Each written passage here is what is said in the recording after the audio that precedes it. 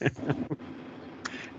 going to get me. You're going to get me deleted Oh, from Facebook too. yeah. Oh, we got a topic. We got all kind of topic.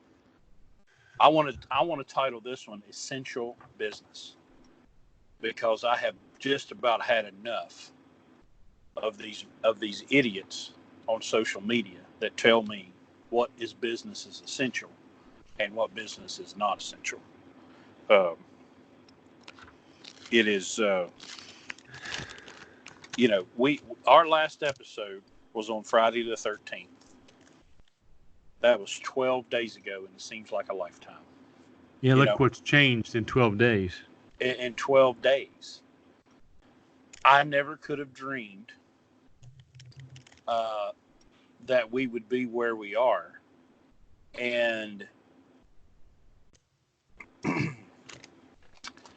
it's it's fascinating to me to watch the people on social media, which is really an unfair cross section of the country because you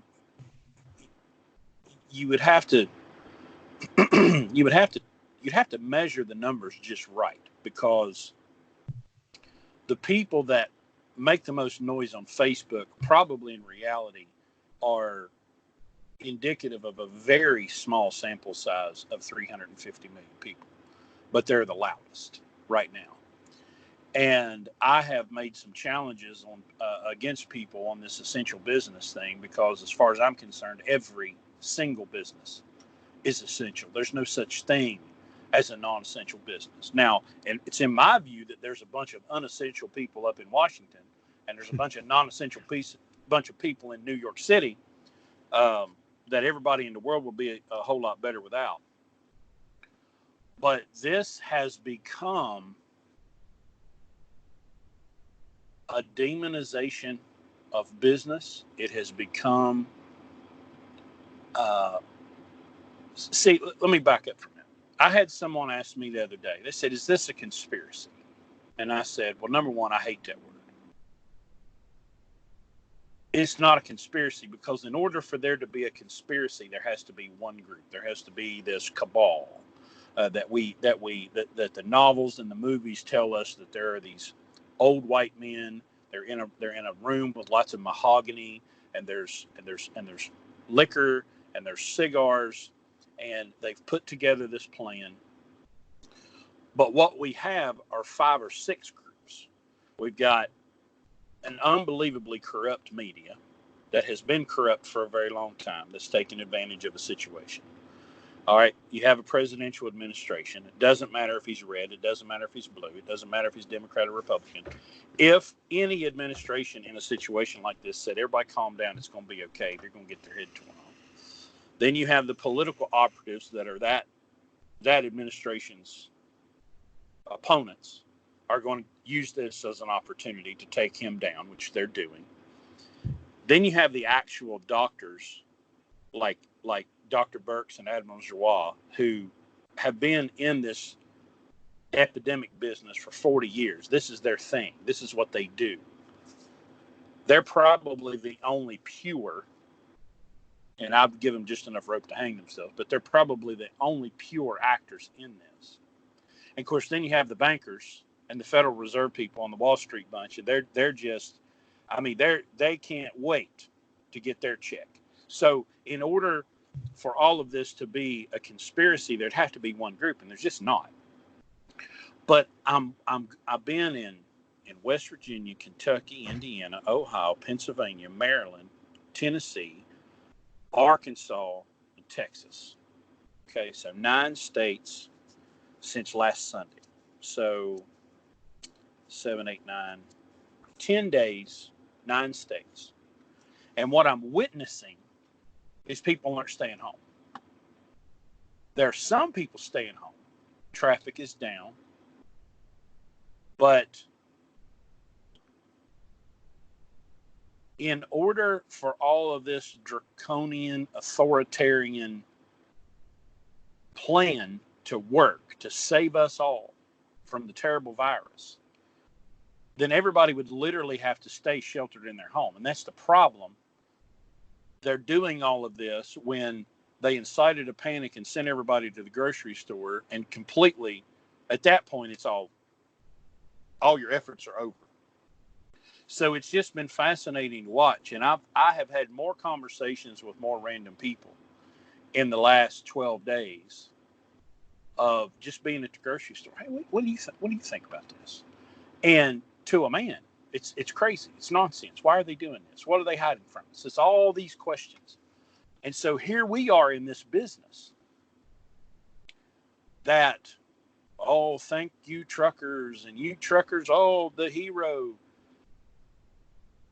Of course, I'm waiting for the other shoe to drop, because once we outlast our usefulness, it's going to be right back to the same, oh, you're in our way, get out of the way, get in the right lane, sit down, shut up, here's another batch of regulations. Because the regulations don't seem to matter anymore.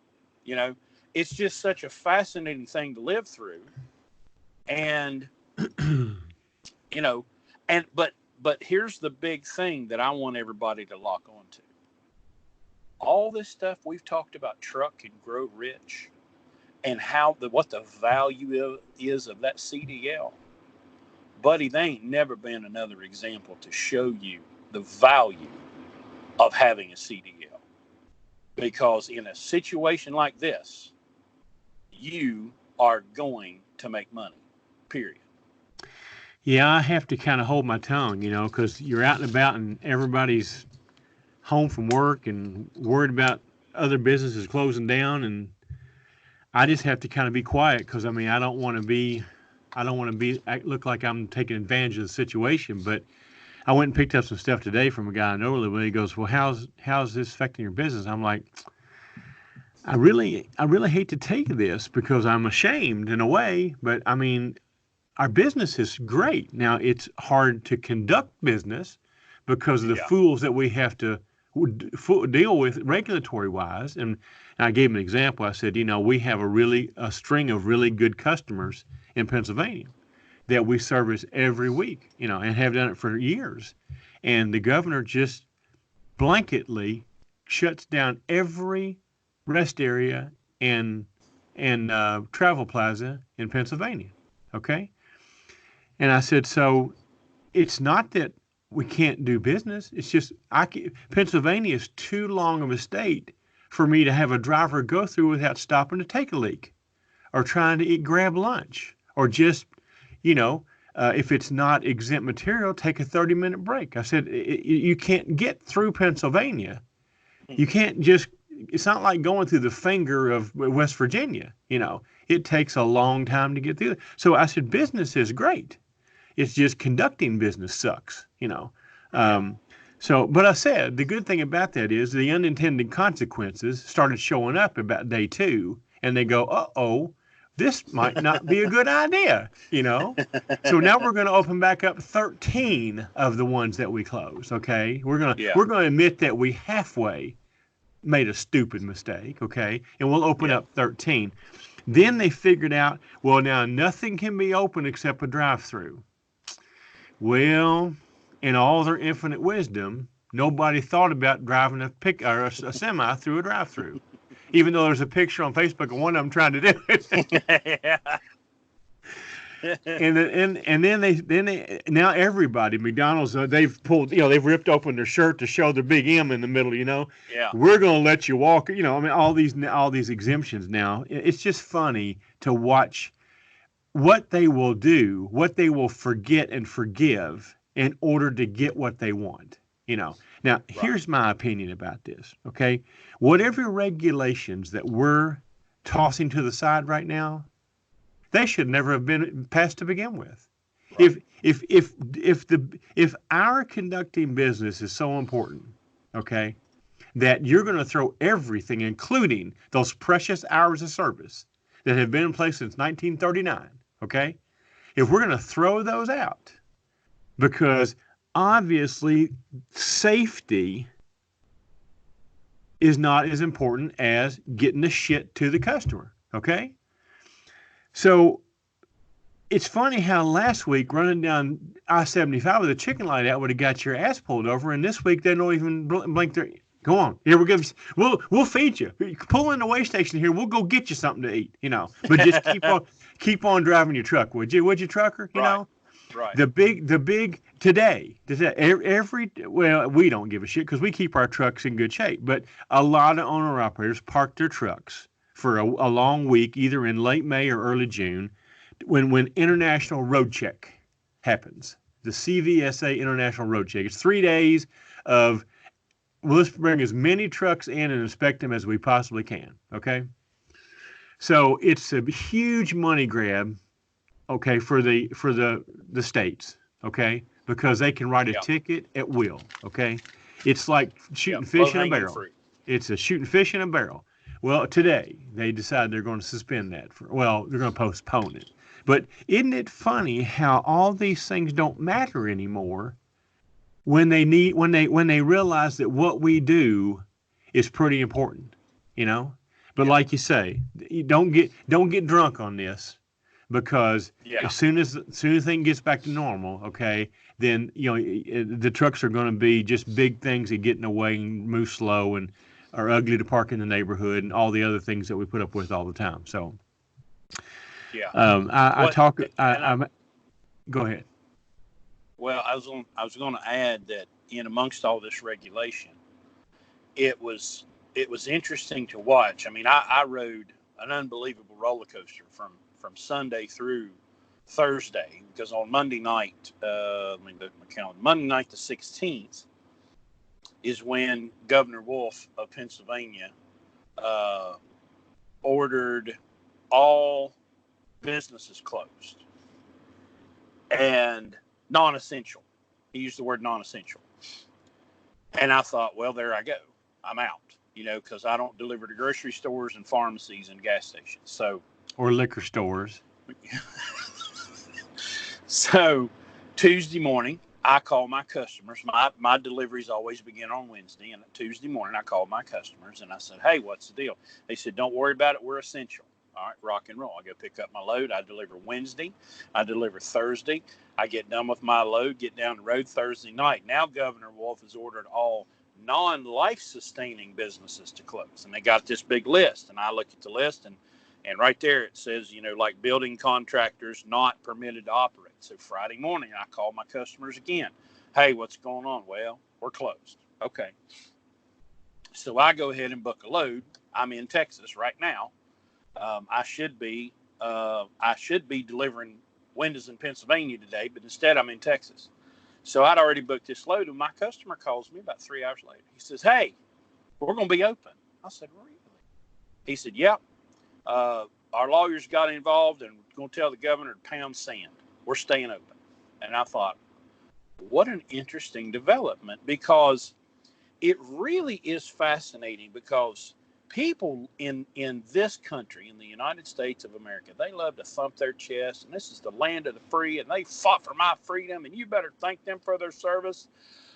But when one guy says, "Okay, well, you're not allowed to have business anymore, you're done." When one guy says, "Oh, you better stay in your home, you're done." What the hell just happened to liberty? What the hell just happened to land of the free and home of the brave? And Well, it because all that went because out the window.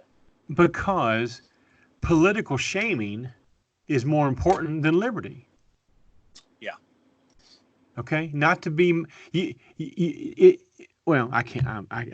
It makes my blood boil to think about it. Okay, people are so quick to give up, you know, their individual constitutionally guaranteed Bill of Rights, specifically listed rights, all because of somebody fear mongering, you know.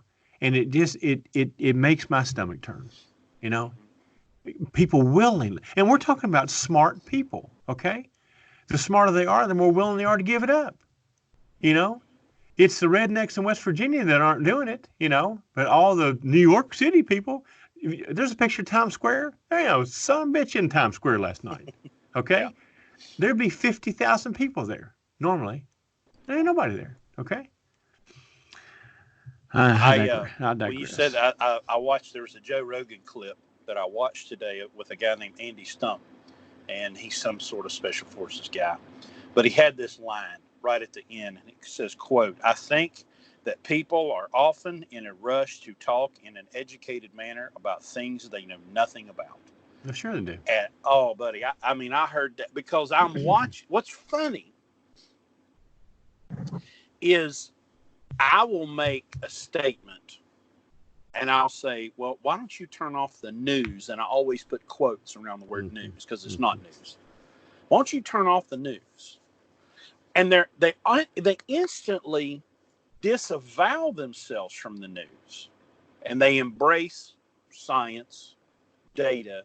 The problem is they're repeating the lines that they've heard from the news or from a politician or from some useful idiot that expert. And people, well, the experts say it. I'm like, oh, the experts said they've never been wrong, have they? And so these people repeat all of these things that they've heard, but they've never once gone and looked at the statistical data themselves. And that's the unfortunate place that we find ourselves in 2020, because you now have absolute unrestricted access to all the information the world has ever known. And you can look at this stuff in real time. A 17-year-old child built a tracking website for this virus that everybody in the world is using, built by a 17-year-old kid in Washington. And I've watched it since it went live. It's been about 15 or 20 days at least. And I've watched the numbers. And so I'm watching the numbers, and the number of cases is growing. That's true. Number of deaths is going up. That's also true. But then you have the governor of California saying, well, half of my state's going to get this virus, 20 million people, and that means 2 million of them are going to die. Right. And I'm thinking, hey, genius, you are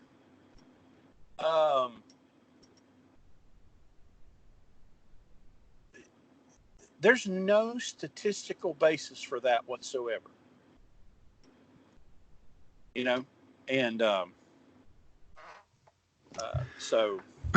Well, you hit the nail on the head when you said that people don't tend to be able to speak from their own knowledge base. They only want to repeat what they've heard somebody else say. And that person now is given all the credibility that they haven't deserved because all they did was repeat it. Like you said, let me give you a simpler example of this, okay? How often in these Landstar Facebook groups do you see somebody go in there and ask a stupid question like, where do I get a blank bill of lading? Okay? Right. Now, it's easier for some people to go on Facebook and ask a stupid question like that and get 13 answers, all of which will be different, and 12 of them will be wrong, than for that guy to go to the source to begin with and get the right answer right up front, even though it might take a little more work. Because it's easier, because it's not the information you're going to get in Facebook or in any, like you're talking about, when people repeat other people, is you're just going to get opinions or you're going to get passed down talking points. No one gives you the answer based on the fact that they have knowledge. They just want to throw something out there that, and it's just a waste of time. That's what, and that's the point you're making when you say turn the news off. Think for yourself. Come to your own resolutions. Do your own homework.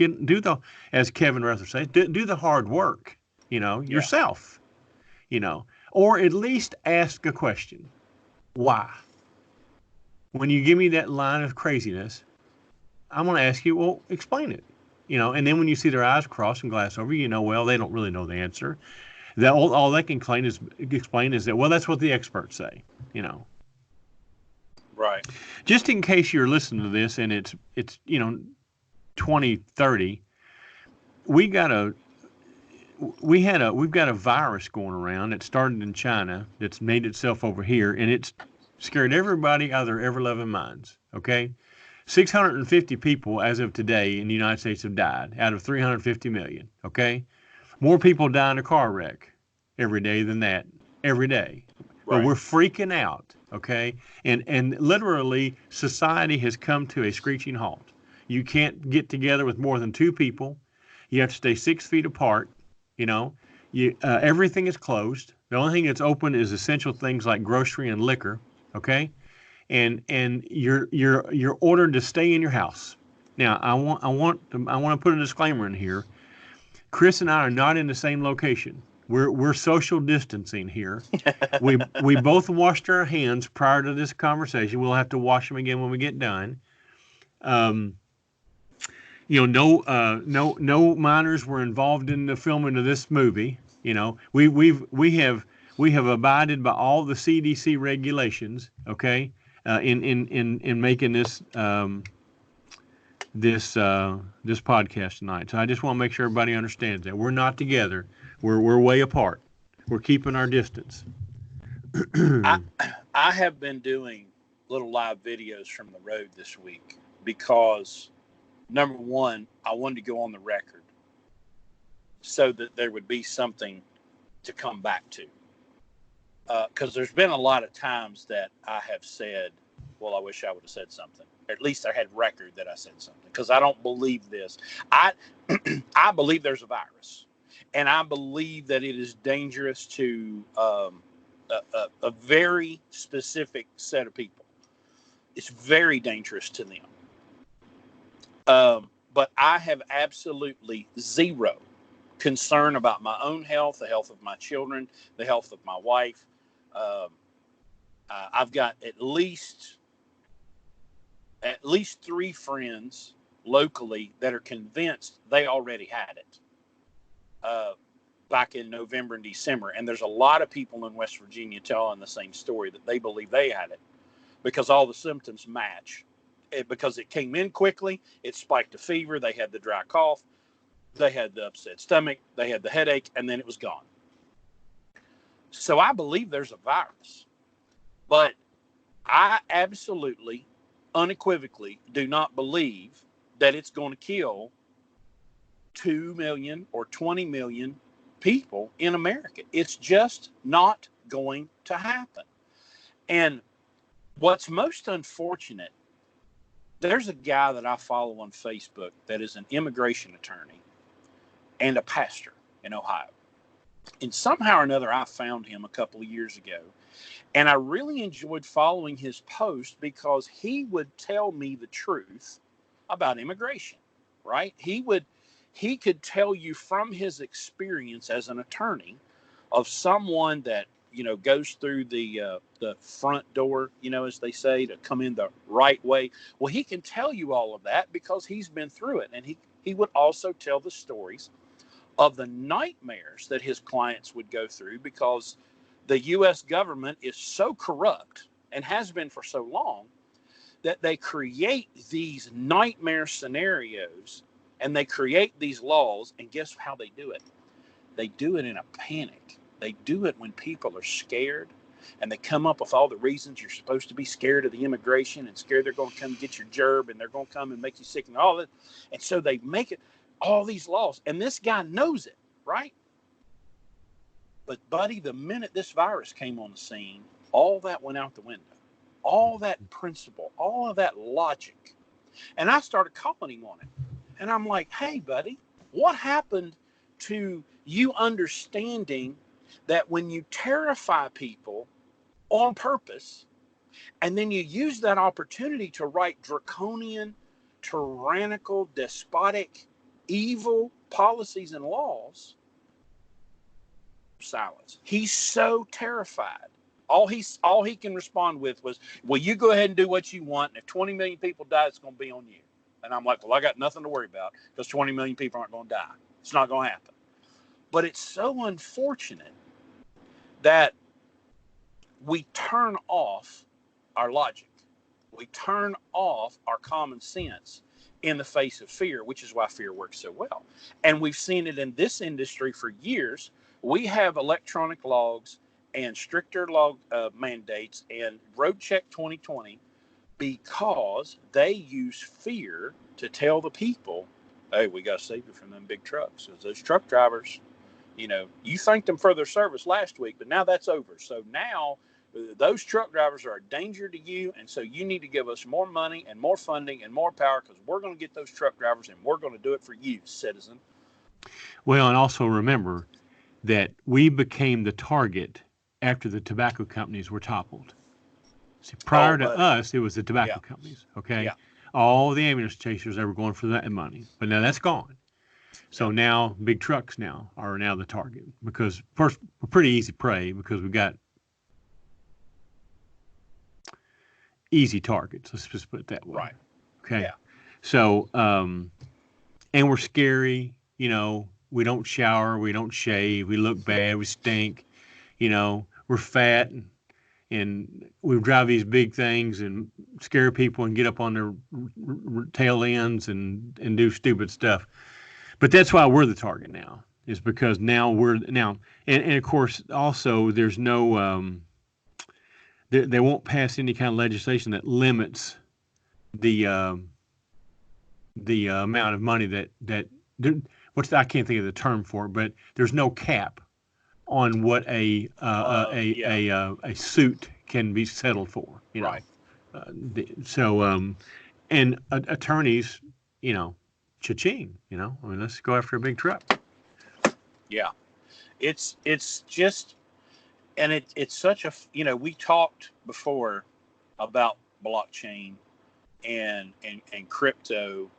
And this is the kind of thing that is going to push us forward, because there's going to be so many.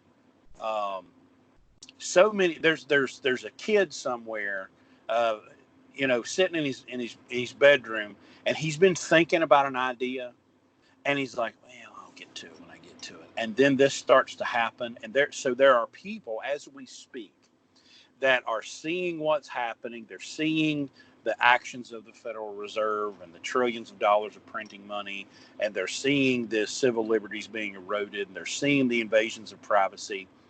And this event is probably going to be a turning point for human liberty. So I don't have a doom and gloom kind of view of this. I'm frustrated by it. And I am legitimately concerned that there may be violence if they continue to keep this up. Because right now it's funny, like the governor of West Virginia, Buford T. Justice. What an idiot. He's so incompetent, but he's terrified. He's absolutely terrified that if the doomsday scenario happens on his watch, that he's going to get blamed for it. Oh, yeah. But they come up with this, and there's a video I saw today of Larkin Rose. It was so good, and he made such a great point. He said, because a lot of people are concerned about martial law, mm-hmm. And he says, look, guys, number one, they don't have the resources. If they wanted to try to enact martial law, they just don't have the resources to do it. They don't have enough men and guns in order to control 350 million people. It's just not possible. Now, sure, they could shoot 30,000, and the rest of us would probably get in line, but they're just not going to do that. That would spark a civil war. Well, and there's probably going to be some question as to whether or not they could get all of the law enforcement people to line up behind that as well. Right. Because some have already said, I'm not enforcing that, Right. I'm not going to go tell my neighbor that he's got to close his store up, I'm not doing that, So they come up with these recommendations, and I order this and I order that. But it's funny because, like, I know a hairdresser. You think she shut down her business? Exactly. So it's absolutely unacceptable. I came up with a name. We've got Al Qaeda. They call it AQAP, Al Qaeda of the Arabian Peninsula. Right. I'm going to call them AQES, Al Qaeda of the Eastern Seaboard. We've got all the terrorists in Washington and New York City, and they're waging jihad on all of America. Man, those poor little guys over in the Middle East with their AK-47s and their stolen Humvee, they got to be heartbroken right now because they've spent their whole meager lives trying to wage jihad on the great Satan, and here we are completely destroying our economy all We're by doing a job ourselves. for them. And they're like, in well, 10 hell, what am days, I we've gonna done do? what they haven't been able to do. Yeah, They're looking they, back and going, Allah, yeah, Allah is great. they've been trying for 20 years, and hell, we shut it down in 10 days. Yeah, So yeah. it's just unfortunate and sad that we've gotten to this place. I heard a term But today, COVIDiots. Have you heard that one? That's a good one. I like that one. I've used Corona Apocalypse a few times. Go ahead. You want to know something that all of a sudden nobody talks about anymore? That was a hot topic before this?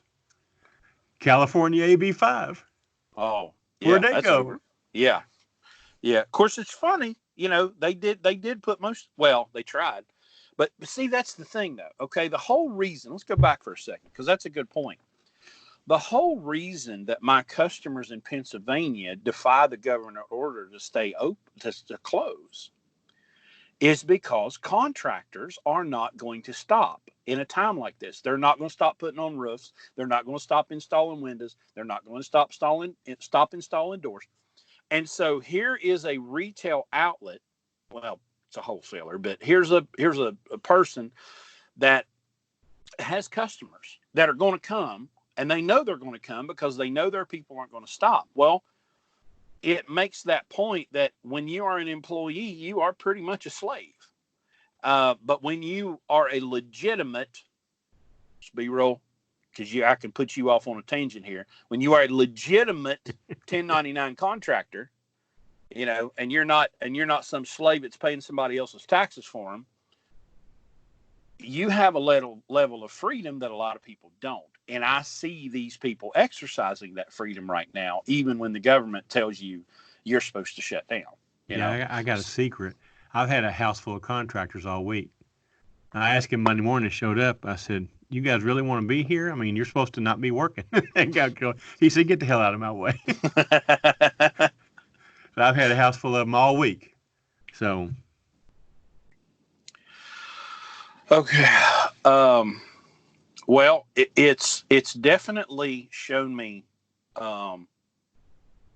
one, having a CDL as opposed to a university degree in German polka history or gender studies, that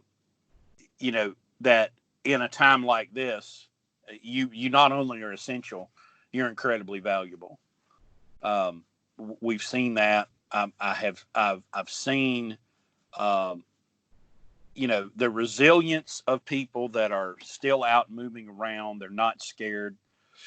I was hopeful for Texas, but I get to Texas. I stopped at a Love's and went to the restroom, and they've got the coffee and soft drink area blocked off, and they have an employee standing there. You're not allowed to get your own coffee in Texas. Texas, y'all gonna have to step up. And the stupid signs all over the place, and everything's full serve now. Well, you can't get your own coffee, you can't get your own drink here. I've got gloves on. I'm going to take this, Corona infested cup, and I'm going to fill it up with ice, and I got gloves on. I'm going to hand it to you. So the lunacy of that has gone a lot, is out of control. But there will be so many great innovations that come from this. That's really what I'm hopeful for. And I'm going to call it right now because we're recording this on the 25th. And I'm going to say it's either over on the 31st, which is day 15 of the president's 15-day thing, or April 6th. And the reason I say April 6th is when the president signed an $8.3 billion bill, the first one, all that money had to be spent within 30 days. So I'm going to go ahead and call it that this will be completely over by April 6th. We're already seeing something from the president. He's already starting to talk about getting things back moving, and the media are losing their mind. He's going to kill 1 million people. He's No, he's putting not. stocks over top of people's lives. People over profits. Yeah, the lunacy's out of control. It could say a lot of really bad things about human beings, but we've been so saturated with fear for so long. And it's funny. Like I had my daughter. We went somewhere over the weekend, and it's just me and her. She's 13, and we're driving down the road. And I said, "So have you looked into this coronavirus on your own outside of what you've heard me and Mom talk about?" And she goes, "Yeah, I've looked at it." And I said, "What do you think?" She's like, "I want to know what they're hiding." And I thought, see, this generation, there's a lot of people they want poop on this generation coming up, but I'm telling you, they're not going to buy this stuff. And the little town next to us, well, they all the kids are out of school, so they're over playing basketball. They cut the nets off the basketball hoops, and I'm thinking, are you dumb enough to think that a bunch of teenage boys are going to go, "Oh no, the nets are gone. We can't play basketball anymore"? You idiots. Going to the parks and they got all the caution tape wrapped around the playground. It's just stupid. So, but now I did notice this today. I looked at the Landstar load board. We had over 43,000 loads posted. Okay. And our trucks all had a good week this week. Now, some of that surely is the bump from the panic where we're restocking the supply chain, where everybody went and cleaned it out. But I still am very confident that, with the exception of the places where the businesses are literally shut down and you can't pick up or deliver, people are still ordering. The country of 350 million people, there's a whole lot more people moving around than there are hidden in their homes right now. And that's a big part of what's keeping us going right now. So you need to understand, if you are on team shutdown and you want everything locked down because you're hidden in your house and you got the blinds closed and the doors locked, you need to understand that only works if everybody else does it too. And everybody else isn't doing that. So you need to understand that all you're doing is playing into the hand of the tyrants and giving them what they want. So I'm going to need you to back off that, because we're not doing it. I'm certainly not doing it. And if you come at me in a year with a gun in one hand and a syringe in the other and start talking about the vaccine you're going to give me, I've got my own syringe, and it shoots bullets back a whole lot faster than your vaccine does. So y'all just need to be ready for that, because that is absolutely 100% not happening. So, you got anything else you want to add on this one? Well, we do have a little bit of housekeeping here, because I Okay. promised this guy we would do this. Oh, Okay, that's right. Yes, you need to do that.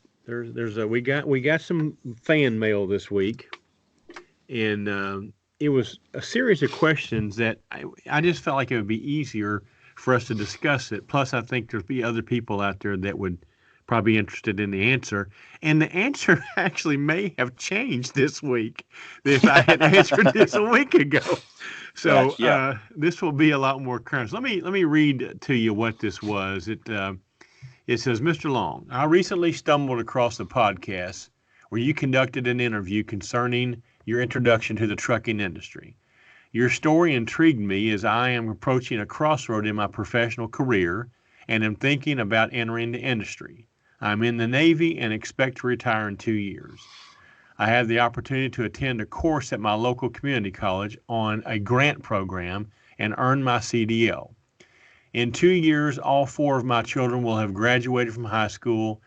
I'm not going to say where, and have been happily married for 24 years. When I retire from the Navy, I will be 46. Here's his questions. If you had it to do over again, would you still enter the trucking industry?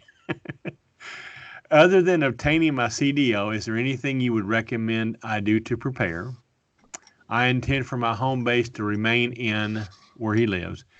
And are you aware of a local company you would recommend I approach to gain experience?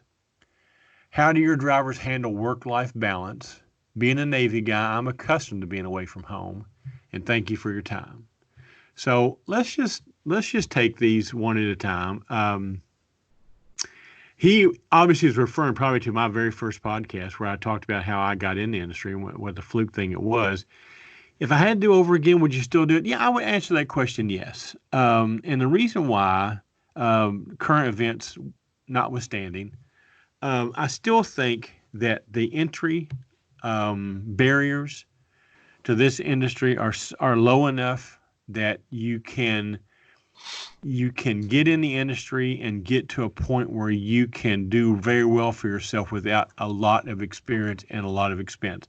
Especially in this guy's case where he can have a CDL come in his pocket before he starts with no money out of his pocket. So that's Mm-hmm. beautiful. Yeah. That's a big thing right there because now you don't have to sell your soul to get a CDL and work for some company. Now, you're still going to have to go find a training company and work for them for at least a year. Yeah. Um, what I recommend, well, I don't. I've said before, I did mine at Transport America. I have no regrets doing that. The contacts that I still have there tell me that it's still a good place to work, a good place to learn. They do treat their drivers there very, very well. I don't know their approximation to where this guy lives. I don't think there's anything close by in terms of a terminal there, but that may or may not be the problem. But I would just say look at the big training companies. They're all, you can hold your nose and close your eyes and throw a dart, and probably wouldn't matter which one you choose. But the point is, you've got to find one, you've got to stick with it for 12 months, and you've got to keep your nose clean. You got to just, put the blinders on, grit your teeth, and get through it. That's just really what you Yeah. got to do. Yeah. Um, as far as working out of Virginia or out of that area, I don't see the problem with that. There's plenty of freight going up and down the 95 corridor. I don't think that's going to matter. You mentioned that home time is not a have to for you.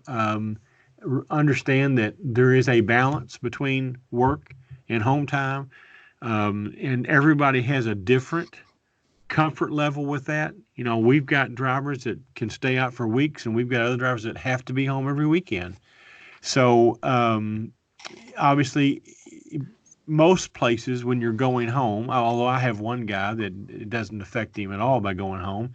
He makes more than anybody else in my company. He's home every week for 3 days. But for Mm-hmm. most people, going home does typically take you off of freight or out of a lane, and it could affect your income.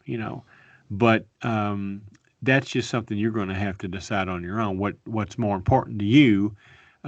Being home. You mentioned your kids are going to all be gone, so it's pretty much going to be you and your wife.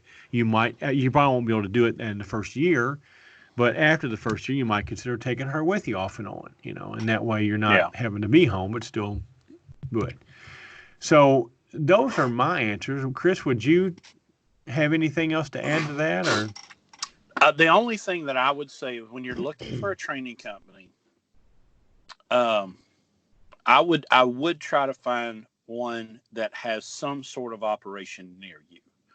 Um, because if you, let's say Transport America, for example, they've got stuff up in Minnesota. Well, if you're in, Virginia Beach or, or South Carolina, and they don't have any assets nearby, it's just better to have someone that has some sort of asset close to you. But it's not a deal breaker because the industry has changed so much. Like Schneider, for example, when I worked at Schneider, man, they had, I don't know, 6 or 7 terminals, called them operating systems. They had shops and they had showers and they had restaurants, and most all of those are gone. Because the nature of the business, the truck stops have kind of become that operating center for them. So it's not a deal breaker by any means, but if you could find somebody that has assets close to you, I would do that. Now, I would avoid, you got to be really careful about the word local, because in your email you said, well, is there a local company I can get experience with? Well, you just have to watch, because in order to qualify at Landstar and most everywhere else, you have to have, quote, over the road experience. And so you may find a local job near you that will train you and give you a job. But if all you do is run around town, you're not going to qualify. So you're going Right. to have more a broader experience in order to move up. So that's pretty much the only thing there is.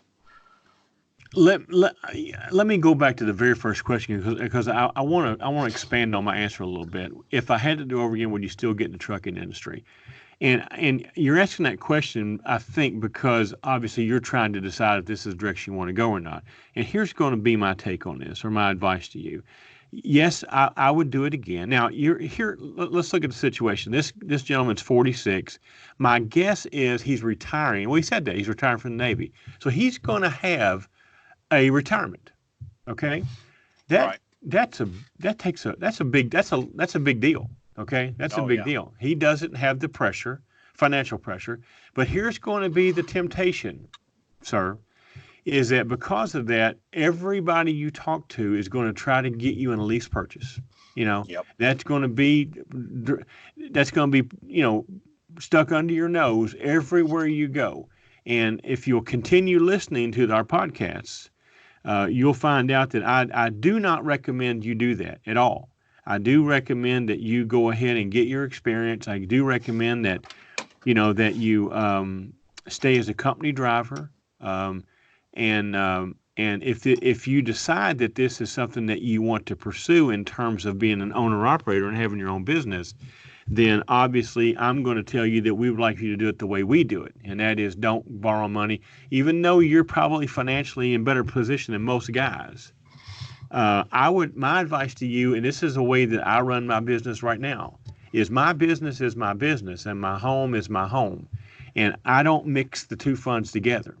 So even though you're going to be retired and have retirement income, I'm going to tell you that approach your business as if you had no money. Yeah. Start it just like you had nothing. Now you'll have an advantage because you've got credit and you've got probably a good credit score and you've got income and all these things are going for you, but don't let those be the crutch. Pretend you don't have those. Pretend that money is not available to your trucking business, and Yeah. start your trucking business and run it just like you have no money, and make it that will make it stand on its own and be profitable on its own, and don't be tempted to do the stupid things that we talk about. If you'll keep listening to the podcast, you'll find out what those stupid things are. But yes, I would do it. I do think it is in your case, I think you could get on a fast track to because my opinion is I would get back in the business. I would do it a little differently than I did it because I would have accelerated my expansion. What we're doing now, I wish I'd done it 5 years ago. But the point I'm trying to make is that get in here, get to the point where you want to be as quick as you can, so that you can uh, reach millionaire status and get the hell out, and have a second retirement or a second source of investment retirement, and not have to do this, till you're 67 like I am. So that'd be my Yeah. only other thing I would say. Yeah. So what was the rest? I was looking for the email, but I can't find it. So he asked, what else did he Um, ask? Other than obtain a CDO, is there anything you would recommend him do to prepare? Um, I don't know of anything Well, that. if you don't, I guess if you don't have any, I mean, somebody that's been in the military that long, probably redundant to say this, but if you don't have any business experience I would read some books. I'd get some Dave Ramsey. I'd get some leadership books. Uh, I would read The Box, the story of the shipping container. That gives you a really good overview of the industry and kind of how we got to where we are. But I would spend as much time It's in good advice. education beforehand, Yeah, just so it shows you to understand the business, because understanding as much as you can about the business itself is just going to help you when you get in here, and keep you from getting uh, distracted. There's a sure. whole lot of distracted people in this business, and they're shiny stuff that gets them off to looking at stuff that don't matter. So that I would just say that. Be careful about Edu- listening to other people because they don't know more any more about than you do. And just to add to what Chris, all those things are excellent suggestions. If you do think that you're going to end up being your own in your own business eventually, an owner operator, I would also suggest you start looking at some basic accounting and bookkeeping classes. Because if you Yeah. can do that, you'll be much better at analyzing your business. You'll make a lot less mistakes. So I would add that to that list. Yeah. We Uh, need to put together a little education resource, got books and stuff that we could put out for people to have stuff like that. So yeah, we'll work on we'll that. put that on a list of stuff to work on, right? Yeah. So anyway, good luck to you. Keep in touch. Let us know what you're going to do. If you want to continue emailing me, I'll be happy to you know give you my advice through here. But those are all good Yeah. questions, and I think everybody would probably enjoy hearing that. Other than that, we are pretty excited. We've got a couple new drivers coming on this weekend. We're conducting orientation this weekend, and we've got two new folks coming on. We're very excited about, and so that's always exciting when when you add new people. So we're looking forward to the weekend. Uh, Yeah. don't know that we'll do a podcast this weekend. Probably why we're doing one now because we're going to be pretty busy this weekend. So. Yeah. But, All righty. Well, we can wrap that episode up on that. Everybody, appreciate you listening. Make sure you like and subscribe on YouTube, and check us out on Facebook. Send us email, Chris at blueribbonlogistics.com, Larry at blueribbonlogistics.com, and we will see you next time. remember